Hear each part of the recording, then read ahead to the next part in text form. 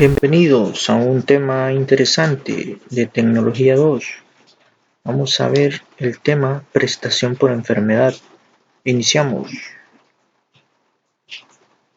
Bien, para todos, pues una prestación por enfermedad quiere decir que primero el contrato se suspendió, ya sea individual o colectivo, porque pasó una enfermedad o un accidente que dejó al trabajador en ciertas condiciones no aptas para trabajar. Entonces, el patrón no está en la obligación de cancelar mientras dure esa suspensión hasta que vuelva la persona a su trabajo normal, ¿verdad? Dice un equivalente al 75% del salario.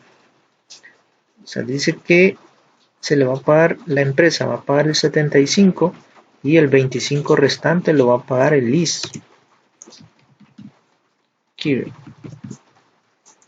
25% el IS. El artículo 307 del Código de Trabajo dice que establece 3 categorías. Categoría 1, de 1 a 1 año o más, el 75% del salario por 60 días o 2 meses. Categoría 2, si tiene de 5 meses a 1 año, 75% durante 40 días. Y tercera categoría, de 1 mes a 5 meses, se le daría el 75% durante 20 días. Claro, dependiendo del tipo de enfermedad, que ya vamos a revisar cuáles son. Artículo 308 dice, no se pagará cuando la enfermedad o accidente sea por causa del trabajador. Pueden ser que de manera intencional se provoque el accidente o la enfermedad y si es comprobado, básicamente no se le pagará mayor salario y puede ser que aparte del accidente que tiene, sea despedido. Entonces puede ocasionarse doble inconveniente. Pero eso sí, tiene que comprobarse mediante cámaras, videos o algún tipo de justificación que lo amerite. Ejemplo de prestación por enfermedad. Aquí hay un ejemplo. Luis es mecánico, es encargado de revisar motores y en cierta ocasión sufrió un accidente. No intencional, claro, que le ocasionó incapacidad por 30 días. Se fracturó el tobillo, su sueldo mensual de tanto dinero y tiene 3 años de trabajar ahí. ¿Cómo vamos a hacer? 540 por .75 sería esta la incapacidad y el restante lo va a pagar el IS, como les mencionaba. Se accidentó. Ejemplo 2, aquí ustedes lo pueden ver. Carlos trabaja en cierto lugar y se cortó con cierta máquina y le ocasionó un accidente. Se fracturó la mano y se observa, dice en la cámara, se observó que lo hizo a propósito. Intencionalmente él, utilizando la máquina, se fracturó. Tiene 4 meses de trabajar. Los médicos dan incapacidad de 14 días. Según artículos, se aplicaron el 308, lamentablemente no se le cancelaría, más allá de los gastos médicos sí, y posiblemente pierde el trabajo por esa causa. Ejemplo 3. Vamos a ver. Comienza a sufrir ciertos dolores de estómago, se le hacen unos exámenes a Elizabeth y determinan que es apendicitis y requiere operación. Se le da una incapacidad de 20 días. Tiempo de trabajo 7 meses. Este es el salario. Salario por los 30 días y entre los 30 días por los 20 días que amerita se le pagaría esto por el 75%. Sería este total. Porque no tiene los meses respectivos, sino que serían esta cantidad. Y pasamos a prestación por enfermedad. Vamos a venir y la prestación por enfermedad, artículo 309. La embarazada tendrá derecho a 16 semanas y el 100% de su salario. Requisito: presentar la constancia del Seguro Social que identifica a la persona como estar embarazada. Entonces, mediante esos 4 meses, tendrá el sueldo normal y estará ausente. Ejemplo, acá, aquí estaría el 100%.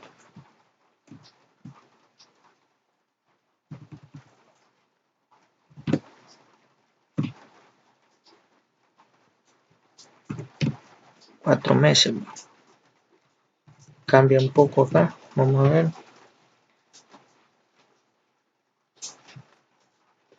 Ok, Mónica está embarazada y dará a luz dentro de un par de meses. Se presenta la constancia, tiene 3 años de estar trabajando y el sueldo es esto. El sueldo por los 4 meses de ausencia sería esto, y como es equivalente al 100%, se le entregaría esto antes de retirarse o en su defecto cada mes. Ese sería el salario de ella. No puede ser despedida, también hay que tenerlo presente, y tiene que estar, si regresa, tiene que estar, darle el tiempo respectivo para amamantar al bebé, cosa que muy pocas empresas lo hacen. Otro ejemplo, y ahí opine calcular si tuviera derecho. Presenta la constancia, dice, y el jefe le concede la licencia, mas no así la retribución económica, amparándose en el artículo 311. Tiempo de trabajo 4 meses, salario 420. Bien, el 311 dice que la trabajadora tiene que tener 6 meses por lo menos de estar en el mismo trabajo para concedérsele la prestación equivalente. Sí tiene la constancia, pero no tiene el tiempo, cosa ilógica. Tendría que sí entregársele el permiso y básicamente el salario respectivo. ¿Qué pasa si el accidente fue demasiado grave y ocasionó la muerte? Aplicamos el 313. En caso de muerte, dice, el patrono deberá pagar un beneficio, básicamente el salario, durante 2 meses, 60 días, para gastos de sepelio. Ejemplo: ayuda de muerte, Daniel Pérez trabajaba en cierto lugar y debido a esto falleció por un mal manejo de su equipo. Él ganaba esto, entonces tendría que entregársele esto 2 meses para gastos de sepelio a la familia. Nota: esta ayuda se entrega a la familia, y si no tuviera familia o algún familiar, a nadie en la empresa, que sea la empresa, se haría cargo de todo eso. Aquí hay un ejemplo de lo que pasaría. La seguridad y la higiene. Es bastante importante tener medidas de seguridad para que no ocurran accidentes, mantenimiento del equipo,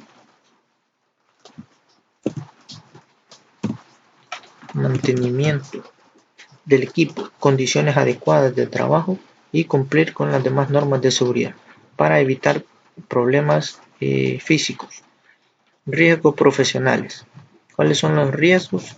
Se entiende por riesgo algún accidente de trabajo y las enfermedades a que están expuestos los trabajadores por sus motivos de trabajo. Vamos a ver el 317.